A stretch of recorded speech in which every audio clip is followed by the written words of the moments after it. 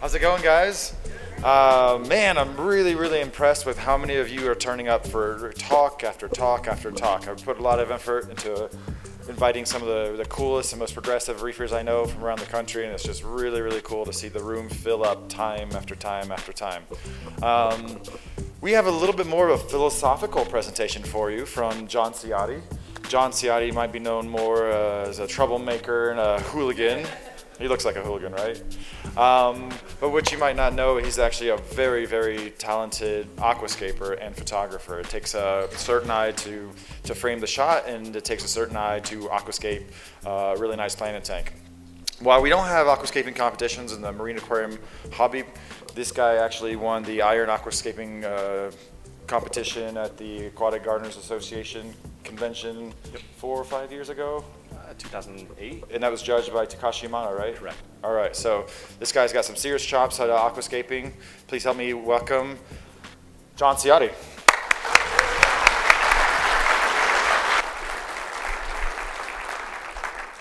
Hey guys, firstly, hopefully you can hear me all right, because I'm actually not getting any feedback, so thanks guys for doing an awesome job with audio. And then thank you for all being here. I'm really excited to be here at MACNA this year. I've never had the opportunity to speak in front of this many people about something that I actually care about. Usually I'm forced to do something that just isn't quite my thing.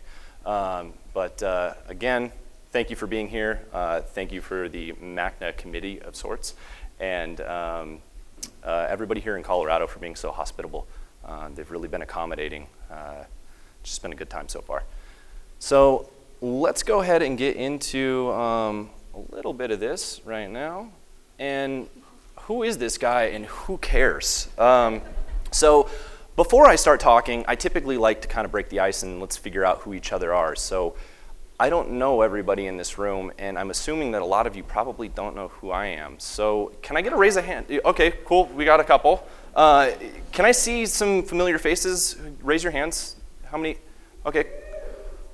That's like less than half a dozen people. So I'm assuming most of you don't know who I am, and so I just want to kind of tell you a little bit about me. I'm a really awesome guy, apparently. And what I mean by this is I'm just like you. This, again, has been amazing, and I'm overwhelmed with the amount of people that are here for the hobby and for learning.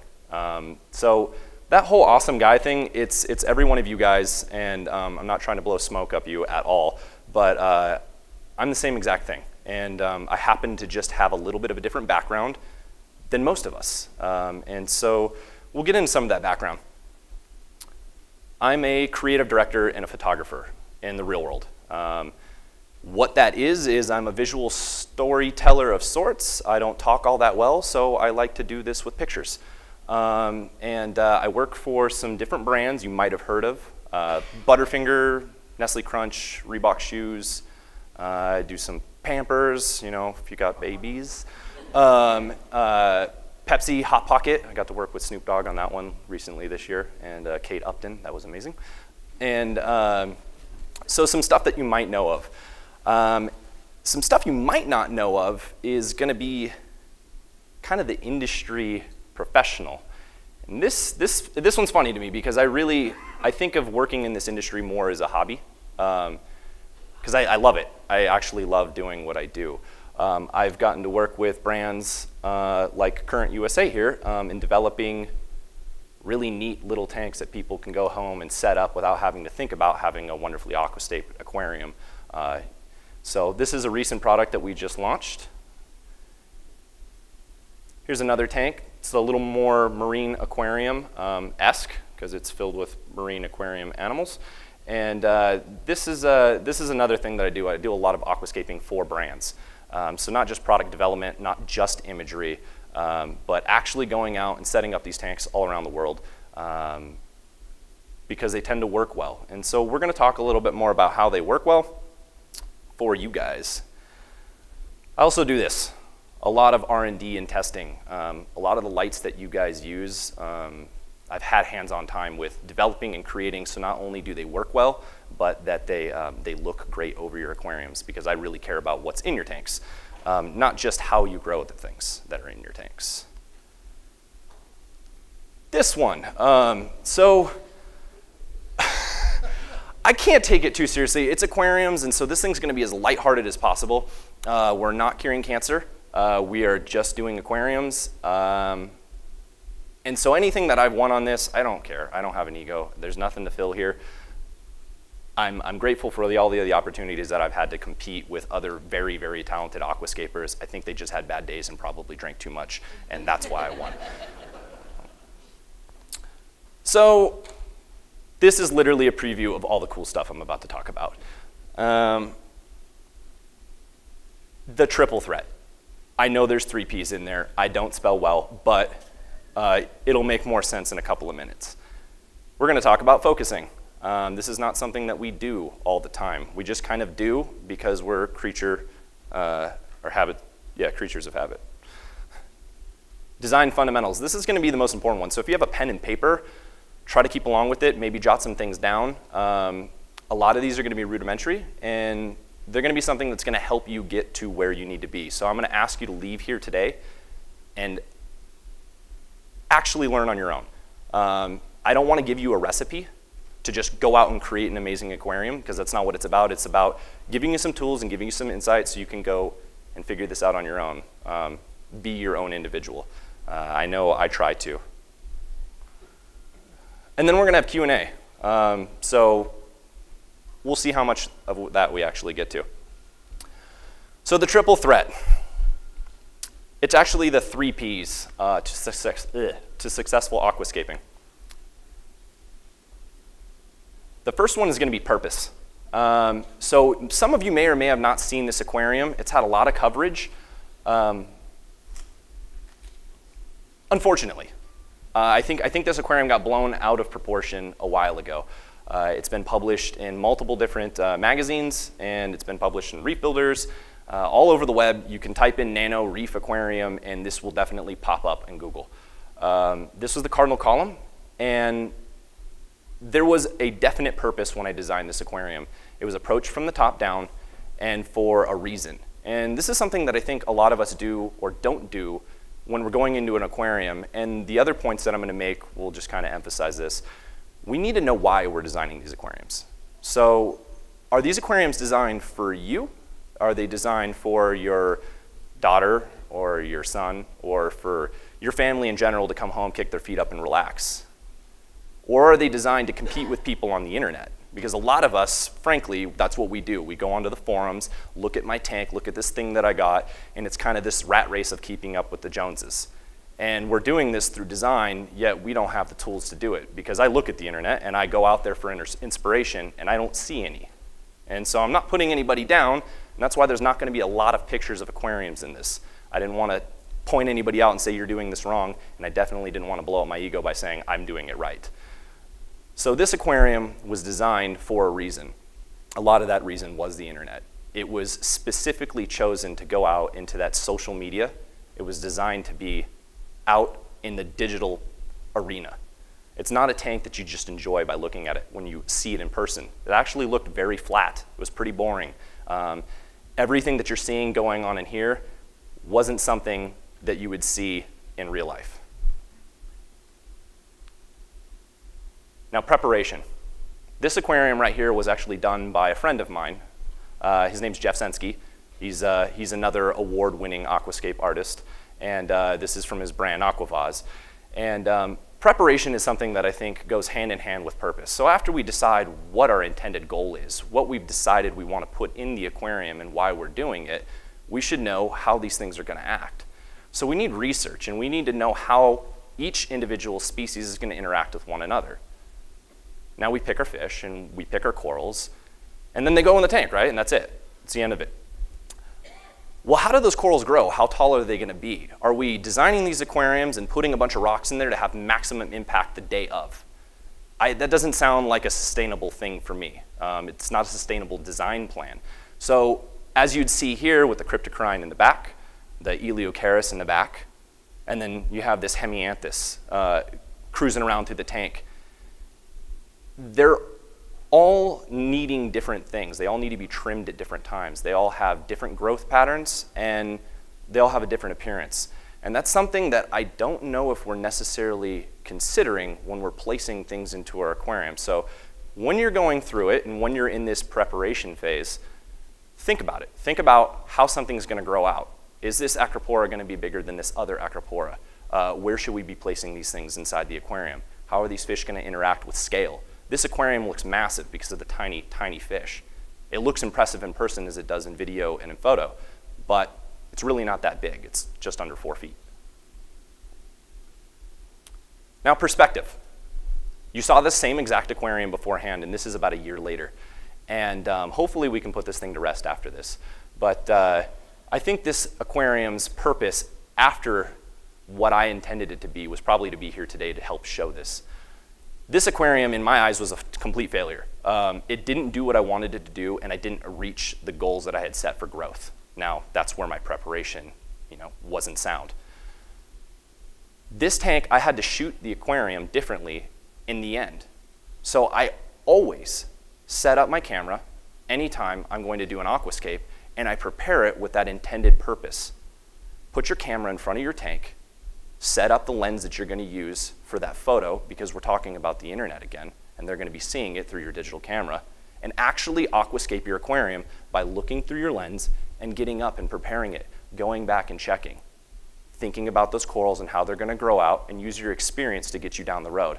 I failed on this tank, so I had to shoot this thing with a 100mm macro after I had initially shot it with a 24mm. You can see how different the perspective is. You're looking at these side by side. I made the tank look much more filled, much more robust. It looks like I achieved something after I really didn't. So you can cheat a little bit in the end, but if you have enough forethought, you have enough purpose and preparation, I think you can get to your mark by actually going through the steps I'm going to show you here in a minute. So focus on design. Let me take a swig of this. You should all take water too. You're going to be hungry. So focusing on design.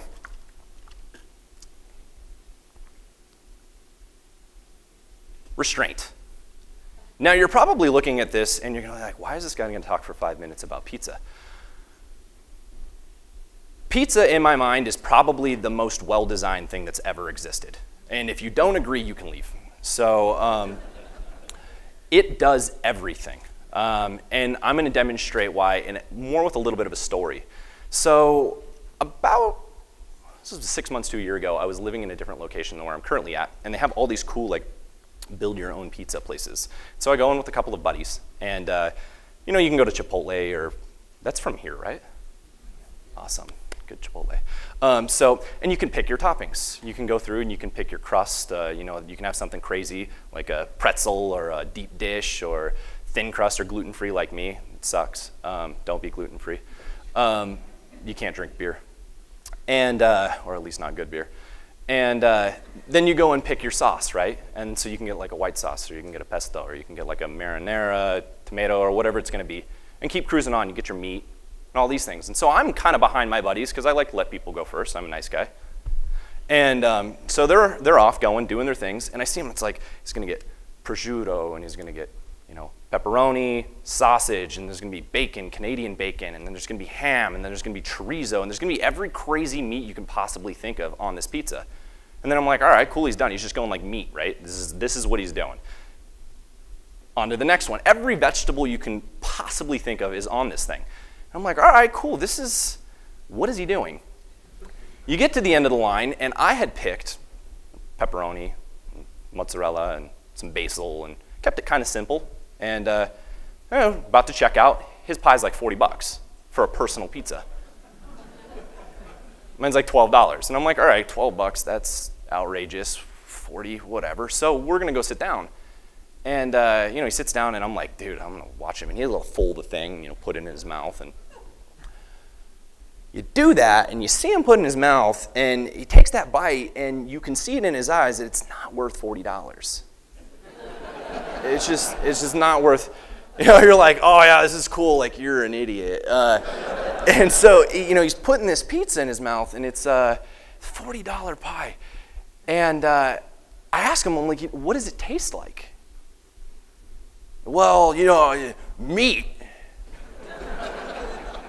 A lot of vegetable. And I'm like, well, mine's pepperoni. You know, I can taste it. Everything that's on here, all of those accoutrements that go with it, they really helped emphasize whatever it was and directed my taste to a specific flavor. And so restraint. Now, when we're talking about design of any sorts, hold back. Hold back. Let's think about what we're doing, and let's only put what we really want on there. And so this can be applicable to your aquarium, right? Now, removal. Anytime I design something, including pizza, because it's very important, remove what you don't need. So after you've gone overboard and you've gotten overzealous with every single topping that you're thinking about putting on your pizza, pull some off. Pull some off and pull them off until the form and the function break. Doesn't look like, doesn't taste like, it doesn't work. If you remove the crust from this, you no longer have a pizza. You know, you don't have any sauce, then it's kind of a pizza still. Sauce is the most important part of a pizza. So remove them. After you're done removing these things, whether it's fish or corals or whatever, to focus your design, replace them. Replace them with something that's going to make a lot more sense. Now, with anything in here, maybe basil wasn't the best idea on my pizza. Maybe I should have picked some green peppers or whatever it would have happened to be. But again, experience, preparation, and all the other points that I've made are going to help you determine that. So the next time you go to look at your aquarium, look at it from a pizza perspective.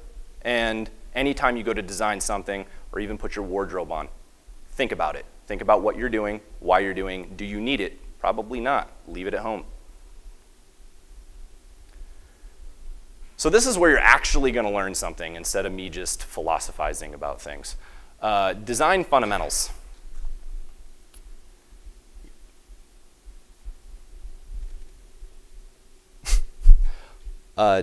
Design fundamentals. Really, they tell you about this. You know, they're like, prepare, double check. Well,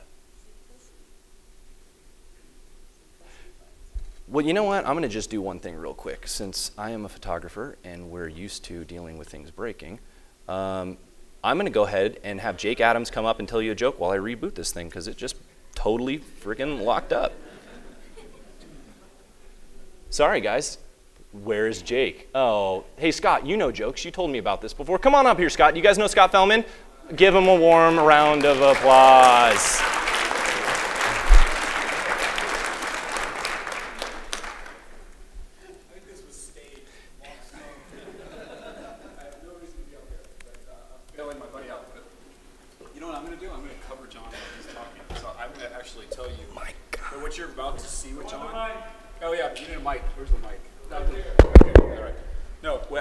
Going to do to cover for my buddy John while he's playing with the Mac.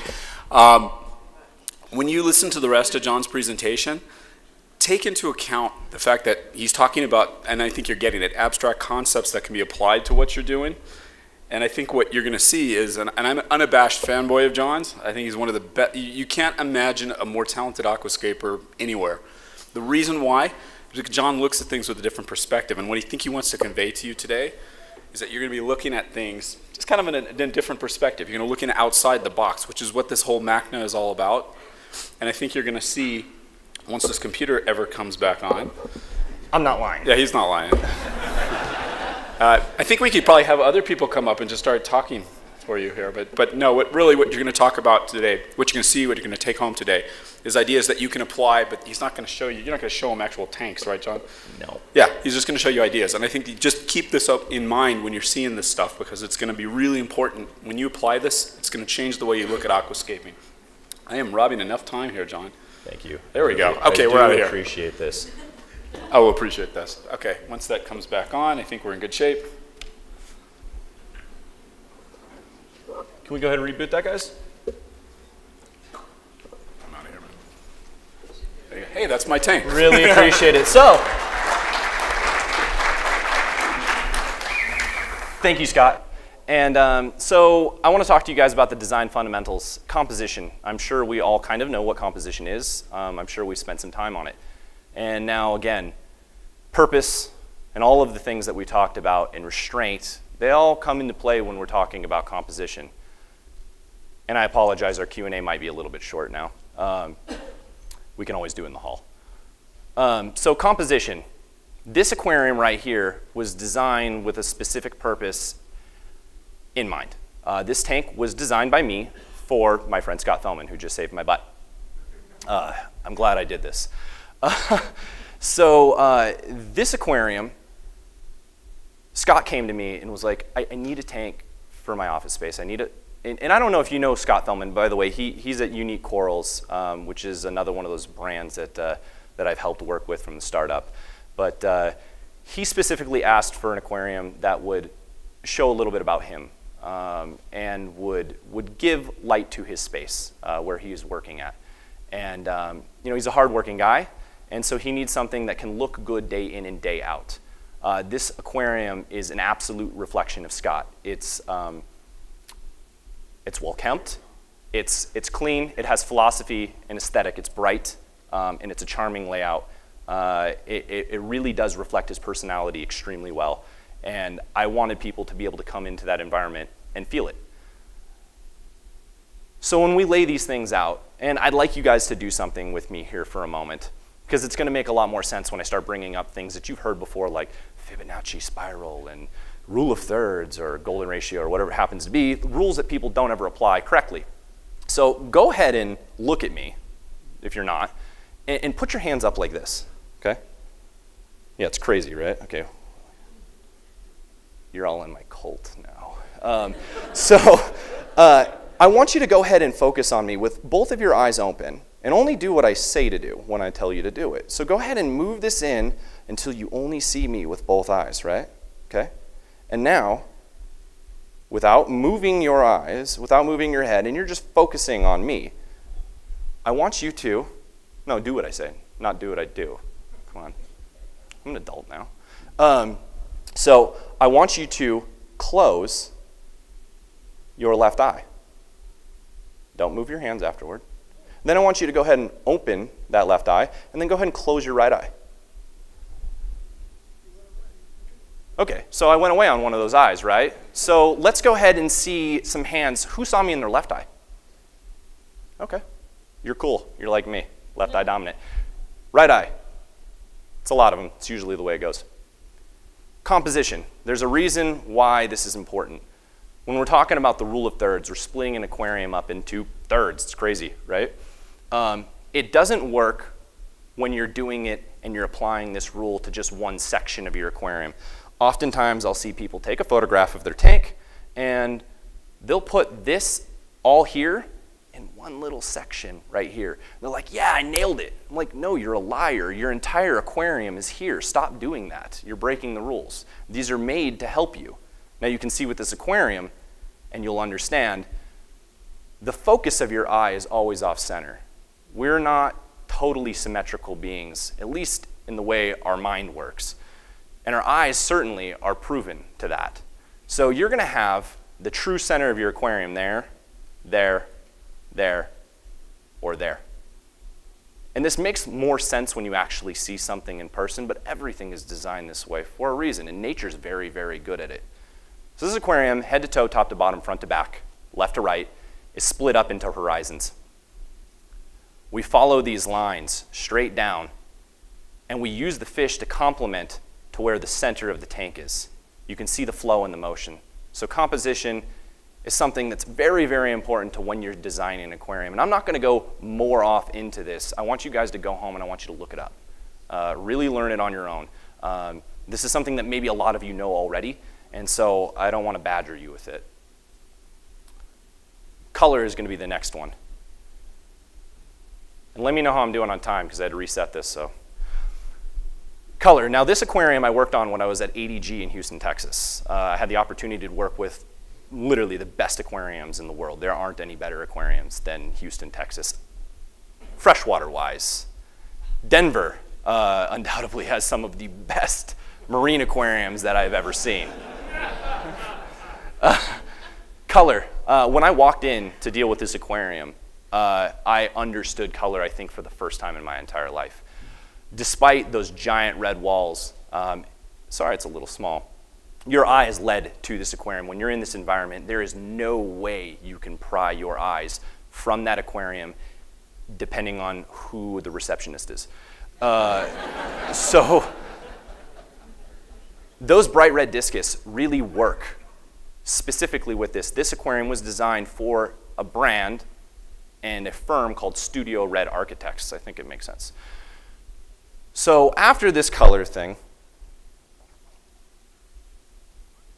we have the color wheel. It's crazy, right? It's like the Wheel of Fortune, except you don't get anything out of it. Who knows what the color wheel is? You guys have seen this, right? Pretty basic stuff. Okay, can you answer what any of these centerpieces is? You can say it out loud. Good job, guys. Primary. They're constituted of this red and blue and yellow color that we see. Secondary. That's going to be that second ring in there, and hopefully this diagram makes sense. That's going to be orange, green, and violet. They're made of a combination of those other colors that you saw in the primary. Now, who can tell me what's this next one that I'm going to say? Tertiary. Thank you. I love you guys. Boom. And so that's the ring that goes around the other ring that goes around the stuff in the middle. Why is this one so important to us? Well, I'm going to tell you why. Because almost everything that we deal with are in these colors. Our aquariums, you don't have red corals. You have a shade, a tone, a tint of a coral. It's going to be comprised of different colors. So you don't have solid orange corals. You have something that has every one of these in here. So you guys probably know this as well, but I don't know if you know it that well because I don't see a lot of people using it. Complementary colors. You know what these are, right? Somebody? Perfect. They're contrasting, so they're across from one another, typically on this color wheel. Now, I know this is rudimentary, and I know you probably are like, we know our colors, but I really don't see them being applied in aquariums, and I want to show you how nature does it really well. So after we get through complementary colors, and you understand that they're going to be the one across from the other, we can get into analogous. Now, these are the colors that are going to be in these banks here that are going to go from a near primary color all the way down, and they're going to go around and around, and they're going to keep going around. These are like colors. They work really well together, like an analogy. So why do we need to know these things, and why is it important? Well, for inspiration. Oftentimes when I'm setting up an aquarium and it needs to have heavy emphasis on a particular color or a tone, or it needs to have a feeling in it, I look for something that isn't as contrived as a lot of the compositions I've seen before. I narrow my perspective and I focus on something that I really know. And so I look at corals. Corals, for the most part, people are like, I got enough green corals in my tank. I'm sure you do. I don't see just green in this. You can fill your entire aquarium with this plain green coral and it will still make sense. How many colors are you seeing here? Can somebody please chime in? I mean, you can grab this mic right here. Tell me what's going on here. Is this complementary or is this analogous? You're hearing both? Is that what I'm hearing? I mean, it's kind of cruising. You can start here at this green and go all the way over to yellow. This is analogous. They're all colors that work together. So why are we calling it a green coral? Why? Nature's really good at doing this, and I think it's funny that we think we need every single color of coral in our aquariums. When you go into the ocean, that's not what it looks like. Here again is a perfect example. We have colors that work one another in both. You have green and purple, then you have a splash of yellow. So they're all working one another. Nature is absolutely fantastic with this. Here's another green coral, guys. I'm seeing a ton of colors in this again.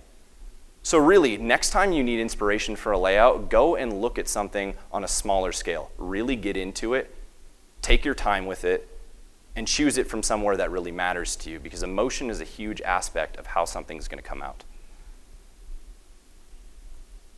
Now, this is something, and I'm only going to do one slide on this. Texture, it's pretty subjective.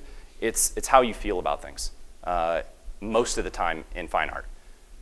With aquariums, you can't really stick your hands in there and feel them. So this is going to add depth. I mean, you can.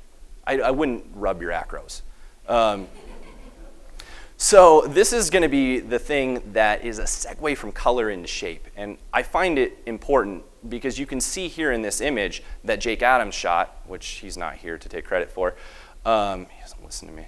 So you've got a field of acropora or acropora, whatever you would like to call it, in 2 tones. You've got blue and brown. And people are like, oh, brown corals are boring. Well, this doesn't look boring to me at all. If you don't like this picture, you have a problem with enjoying nature.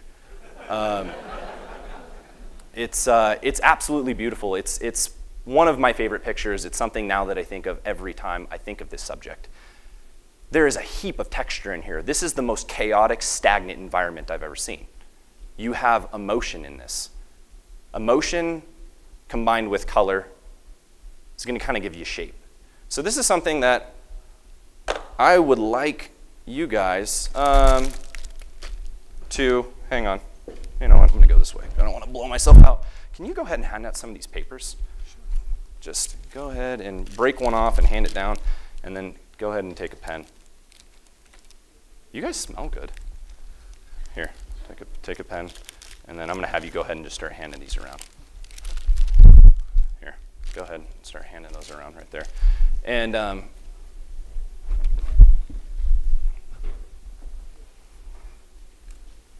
shapes are crazy. I mean, we know what shapes are. We know like circles and circles. So all sorts of shapes. You've got simple shapes and you've got complex shapes. When we're dealing with the aquarium environment, when we're dealing with these compositions, we're creating shapes through lines, leading lines. We're drawing our attention to one area. The thing that we have that's a little bit different inside of our aquariums is we do have movement. Our shapes don't stay still. They're very organic because they're organic things. So we don't have shapes like what you're seeing over here on the left. We have something kind of like what's on the right. And now this is a shape. I just went ahead and drew it, and it is what it is. And I'm going to ask the people with the pen and papers now to draw those 2 shapes. I just want to look at them. I'm just curious as to see what this looks like. And sorry y'all didn't get paper and pens. I took them from the hotel.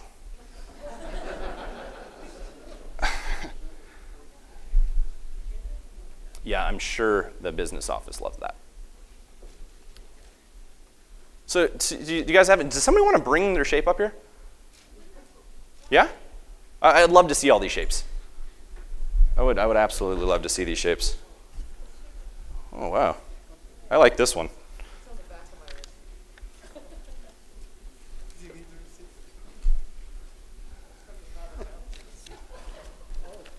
I'll give you a receipt back, but I'm going to keep these. I'm going to frame them all on the wall because they're beautiful works of art. You guys should see some of the stuff in the back.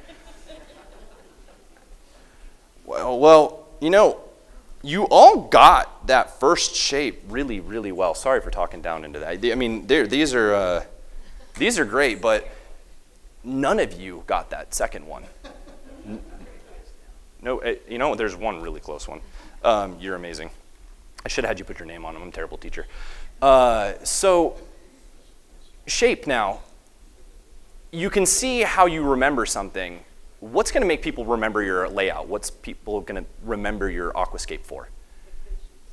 The fishes, that's what it's going to be. It's going to be the fishes, which is going to be an important part of movement. But the corals in your tank, the things that you're using to lay out, you need to use all of the other fundamental pieces of design to keep it all together. Because those shapes, they're moving, they're constant. I can guarantee you, you know this way better and you're gonna notice that rather than the guy that's sitting in the back of the room. We're all in the same room right now. It's all designed, but you're looking at me because I'm moving around. I'm being loud-ish. So we need to take that into consideration. Use color, use shape. Use texture and composition to lead your eye to the things that are important, especially if there's something that you care about. And now again, this is all kind of philosophical and it is what it is, but I went to do that with a laser. Brings me to movement. The fishes, right? This is what's gonna add life to something that's stagnant. Now this is an aquarium I did a little while ago, and a lot of people hate this tank. Even though it's designed really well, it hits that rule of thirds perfectly from every direction. It's using components that people typically don't like inside of the freshwater community. You know, you got these flat moonstones and you're laying some wood down on the bottom and then you're using tiger barbs, and they hate them in this aquarium. Now, if you guys aren't freshwater people, you may not feel the same way, and then that's knowing your perspective and knowing your audience. But the movement that's in this thing is a little bit different, and people are viewing your aquariums typically from a static picture, and that's kind of what we've been talking about, is how these things are digitally represented. So movement isn't just how the fish are, it's part of the shape. We all probably know which way these fish are swimming. I mean, it's that way, right? That's because of the shape of the fish. So that's how we can play role into it when we're trying to emphasize something in the aquarium. I wanted that movement going throughout this. So think about the shapes in which you're adding your fish into the aquarium, because people aren't going to see them swimming around if you're taking a digital picture. They need to represent whatever it is that you're feeling. And now this tank, I specifically set up with tiger barbs because it was the fish that got me into the hobby. It's a fish that I kept when I was like 6 years old in a 10-gallon, you know those flat 10-gallon tanks? They don't make them anymore, but they're awesome. And I did this because I was emotionally moved by the fish. Now this has way more meaning to me than it does to other people. Just the same way when you buy a brand new car and you put it on Facebook, nobody cares because they don't. They really don't. When I put this picture out on the internet, I was expecting it to be received just like, oh my God, yeah, tiger barbs, right? It was like, dude, mate, your fish suck. And I was distraught. I was like, this is terrible. It's something that I love and meant something to me, but at least the composition was good enough to get by as being an okay aquarium. I mean, you guys seem to like it. I don't have any booing or things being thrown at me, so it is what it is. So remember that the emotional investment you have into certain things in your aquarium are gonna take emphasis, and they're going to focus your eye to them because you care. We're people. We have a heart about things. You might love your nasotang or whatever this particular euphilia is. Not everybody else is gonna feel the same way about it. So take that into consideration when you're designing. Definitely put your heart into it, and try to use the things that I've given you. And that is it. Thanks, guys.